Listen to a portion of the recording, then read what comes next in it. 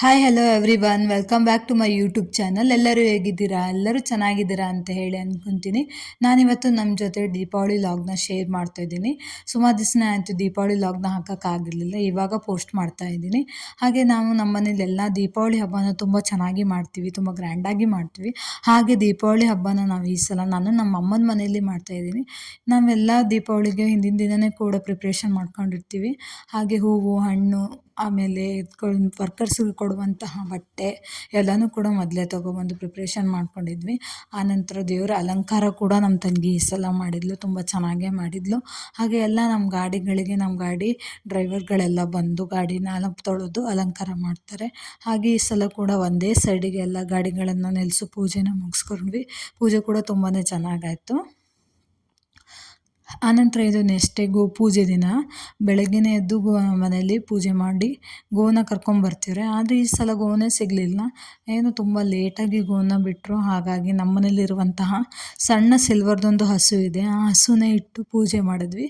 ತುಂಬ ಚೆನ್ನಾಗಿ ನಮ್ಮ ತಂದೆಯವರು ಪೂಜೆ ಮಾಡಿದ್ರು. ಹಾಗೆ ಅದನ್ನು ಬಸವನ ರಂಗೋಲಿ ಮೇಲೆ ಹಾಕಿ ಅದನ್ನು ಇಟ್ಟು ಪೂಜೆ ಮಾಡಬೇಕಂತ ಹಾಗೆ ಮಾಡಿದ್ರು. ಆಮೇಲೆ ನಾವು ಅಲ್ಲಿ ಬಾವಿ ಪೂಜೆನೂ ಕೂಡ ಮಾಡಿದ್ವಿ. ಬಾವಿ ಪೂಜೆದು ಕ್ಲಿಪ್ಪಿಂಗ್ ಎಲ್ಲೋ ಮಿಸ್ ಆಗಿದೆ. ಹಾಗಾಗಿ ಆನಂತರ ಹಟ್ಟಿ ಪೂಜೆನ ಮಾಡಿದ್ವಿ. ಹಟ್ಟಿ ಪೂಜೆನ ಮುಗಿಸ್ಕೊಂಡು ಸಗಣಿ ತಂದು ಅದ್ರ ಲಕ್ಷ್ಮೀ ದೇವಿನ ಮಾಡಿ ಎಲ್ಲ ಹೂವು, ಗಂಧ, ಕರ್ಪೂರ ಎಲ್ಲನೂ ಏರಿಸಿ ಪೂಜೆನ ಮಾಡಿದ್ವಿ. ಹಾಗೆ ದೇವರಿಗೆ ನೈವೇದ್ಯನೂ ಕೂಡ ಮಾಡಿದ್ವಿ.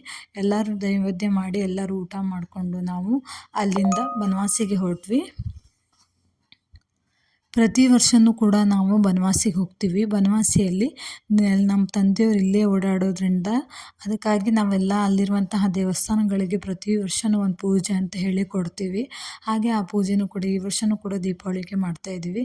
ಹಾಗೆ ಇಲ್ಲಿ ನಾವು ಭಟ್ರೇನೂ ಇರಲ್ಲ, ನಾವೇ ಎಲ್ಲ ಪೂಜಾ ಐಟಮ್ಸ್ಗಳನ್ನು ತಗೊಂಡೋಗಿ ಅಲ್ಲೇ ಪೂಜೆ ಮಾಡ್ಕೊಂಬರ್ತೀವಿ ಭೂತಪ್ಪ ದೇವರಿಗೆ. ಹಾಗೆ ಅಲ್ಲಿರುವಂತಹ ಎಲ್ಲ ಪೂಜೆ ಮುಗಿಸ್ಕೊಂಡು ಎಲ್ಲ ದೇವಸ್ಥಾನಗಳಿಗೂ ಹೋಗಿ ಪೂಜೆ ಮುಗಿಸ್ಕೊಂಡು ಅಲ್ಲಿಂದ ನಾವು ನಮ್ಮ ತೋಟಕ್ಕೆ ಹೋದ್ವಿ. ಹಾಗೆ ನಮ್ಮ ತೋಟಕ್ಕೆ ಬಂದು ಸುಮಾರು ದಿವಸನೇ ಆಗಿತ್ತು. ನಾನಂತೂ ನೋಡಿ ತುಂಬಾ ಖುಷಿ ಆಯಿತು. ಹಾಗೆ ನಮ್ಮ ತೋಟದಲ್ಲಿ ಮಷೀನು, ಬೋರು ಹಾಗೆ ಎಲ್ಲ ಮೋಟರ್ಸ್ಗಳಿಗೂ ಕೂಡ ಪೂಜೆ ಮುಗಿಸ್ಕೊಂಡ್ವಿ. ಆನಂತರ ಅಲ್ಲಿ ನಮ್ಮ ತಂದೆಯವರೆಲ್ಲ ಪೂಜೆ ಮುಗಿಸ್ಕೊಬರೋಷ್ಟರ ನಾವೆಲ್ಲ ತೋಟದಲ್ಲಿ ಒಂದು ರೌಂಡ್ ಹಾಕ್ಕೊಂಡು ಎಂಜಾಯ್ ಮಾಡ್ಕೊಂಡು ಬಂದ್ವಿ. ಅಲ್ಲಿಂದ ನಾವು ಮಧುಕೇಶ್ವರ ಸ್ವಾಮಿ ದೇವಸ್ಥಾನಕ್ಕೆ ಹೋಗಿ ಅಲ್ಲೂ ಕೂಡ ಒಂದು ಪೂಜೆನ ಕೊಟ್ಟು ಪೂಜೆ ಮಾಡಿಸ್ಕೊಂಡ್ಬಂದ್ವಿ. ಹಾಗೆ ನೆಕ್ಸ್ಟ್ ಡೇ ನಾವು 2 ಡೇಸ್ನ ಬಿಟ್ಟು ದೀಪಾವಳಿ ಮುಗಿಸ್ಕೊಂಡು ನಾವು ಯಾವಾಗಲೂ ಟ್ರಿಪ್ಗೆ ಹೋಗ್ತೀವಿ ಪ್ಲ್ಯಾನ್ ಮಾಡಿಕೊಂಡು. ಹಾಗೆ ನಾವು ಈ ಸಲ ಕೂಡ ನಾವೆಲ್ಲರೂ ಸೇರಿ ಮನೆಯಲ್ಲಿ ಪ್ಲ್ಯಾನ್ ಮಾಡಿಕೊಂಡು ಮುರುಡೇಶ್ವರ ಮತ್ತು ಅಪ್ಸರ್ಕೊಂಡ ಹೋಗೋಣ ಅಂತ ಹೇಳಿ ಪ್ಲ್ಯಾನ್ ಮಾಡ್ಕೊಂಡು ಅಲ್ಲಿಂದ ಹೊರಟ್ವಿ. ಬೆಳಗ್ಗೆನೇ ಅಲ್ಲಿಂದ ನಾವು ಮನೆ ಬಿಟ್ವಿ. ಹಾಗೆ ಮನೆಯಲ್ಲೇ ನಾವು ಎಲ್ಲರಿಗೂ ಎಷ್ಟು ಶೇರ್ ಆಗುತ್ತೆ ಅಂತ ಹಾಕ್ಕೊಂಡು ಅಲ್ಲಿಂದ ಹೊರಟ್ವಿ. ಹಾಗೆ ನಾವಿಲ್ಲಿ ಅಪ್ಸರ್ಕೊಂಡದಲ್ಲಿ ಬಂದು ಉಳ್ಕೊಂಡಿದ್ದು ಅಲ್ಲೇ ಅಡುಗೆ ಮಾಡೋಣ ಅಂತ ಮನೆಯಿಂದನೇ ಎಲ್ಲ ಪ್ರಿಪೇರ್ ಮಾಡ್ಕೊಂಡು ಬಂದಿದ್ವಿ.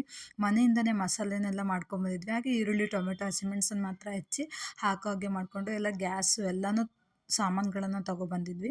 ಹಾಗೆ ನಮ್ಮ ಮನೆಯವರೆಲ್ಲರೂ ಸೇರಿ ಹೆಲ್ಪ್ ಮಾಡಿಕೊಂಡು ಎಲ್ಲರೂ ಸೇರ್ಕೊಂಡು ಮಾತಾಡ್ಕೊತ ಎಂಜಾಯ್ ಮಾಡ್ಕೊತ ಅಡುಗೆ ಮಾಡಿದ್ವಿ. ಈ ಥರ ಅಡುಗೆ ಮಾಡೋದು ನಮಗಂತೂ ತುಂಬಾ ಖುಷಿ ಆಗುತ್ತೆ. ಹಾಗೆ ಎಲ್ರಿಗೂ ಕೂಡ ಇಷ್ಟ ಆಗುತ್ತೆ.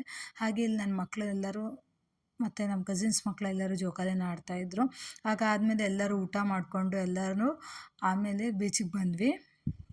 ಬೀಚಲ್ಲಿ ಸುಮಾರು ಹೊತ್ತು ಆಟ ಆಡಿದ್ವಿ. ಬೀಚಲ್ಲಿ ಮೊಬೈಲಲ್ಲಿ ವಿಡಿಯೋ ಮಾಡೋಕ್ಕಾಗಲಿಲ್ಲ. ಹಾಗಾಗಿ ಆಮೇಲೆ ಮುರುಡೇಶ್ವರಕ್ಕೆ ಬಂದು ಮುರುಡೇಶ್ವರದಲ್ಲಿ ಬೀಚಲ್ಲಿ ಆಟಾಡಿ ಆನಂತರ ಮುರುಡೇಶ್ವರದ ದೇವಸ್ಥಾನಕ್ಕೆ ಹೋಗಿ ಎಲ್ಲ ದೇವಸ್ಥಾನವನ್ನು ನೋಡಿಕೊಂಡು ತುಂಬ ಚೆನ್ನಾಗಿ ಲೈಟಿಂಗ್ಸ್ನ ಕೂಡ ಮಾಡಿದರು.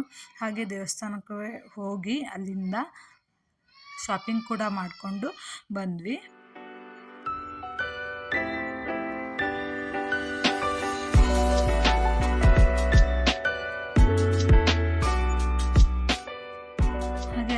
ಎಲ್ಲ ದೇವಸ್ಥಾನನ ನೋಡಿಕೊಂಡು ತುಂಬ ಚೆನ್ನಾಗಿ ದರ್ಶನ ಆಯಿತು. ರಾತ್ರಿ ದರ್ಶನ ಒಂಥರ ಮನಸ್ಸಿಗೆ ಸಮಾಧಾನ ಆಗುತ್ತೆ, ಖುಷಿ ಆಗುತ್ತೆ. ತುಂಬ ಚೆನ್ನಾಗೇನಿರಲಿಲ್ಲ, ಹಾಗಾಗಿ ಬೇಗ ದರ್ಶನ ಮುಗೀತು. ಹಾಗೆ ದರ್ಶನ ಮುಗಿಸ್ಕೊಂಡು ನಾವು ಅಲ್ಲಿಂದ ರಾತ್ರಿ ಊಟಕ್ಕೆ ಸ್ವಲ್ಪ ಮಧ್ಯಾಹ್ನ ಮಾಡಿರುವಂಥದ್ದೇ ಇತ್ತು. ಹಾಗೆ ಅದ್ರ ಜೊತೆ ಫಿಶ್ ಫ್ರೈನ ಮಾಡಿಸ್ಕೊಳ್ಳೋಣ ಅಂತ ಅಲ್ಲೇ ಫ್ರೆಶ್ ಫಿಶ್ ಬರುತ್ತೆ. ಹಾಗೆ ಆ ಫಿಶ್ನ ತೊಗೊಂಡು ನಾವು ಅಲ್ಲಿ ಫ್ರೈಗೆ ಕೊಟ್ವಿ. ಹೀಗೆ ಈ ವಿಡಿಯೋ ಇಷ್ಟ ಆಗಿದ್ದರೆ ಲೈಕ್ ಮಾಡಿ, ಶೇರ್ ಮಾಡಿ ಹಾಗೂ ಸಬ್ಸ್ಕ್ರೈಬ್ ಮಾಡಿ. Thank you.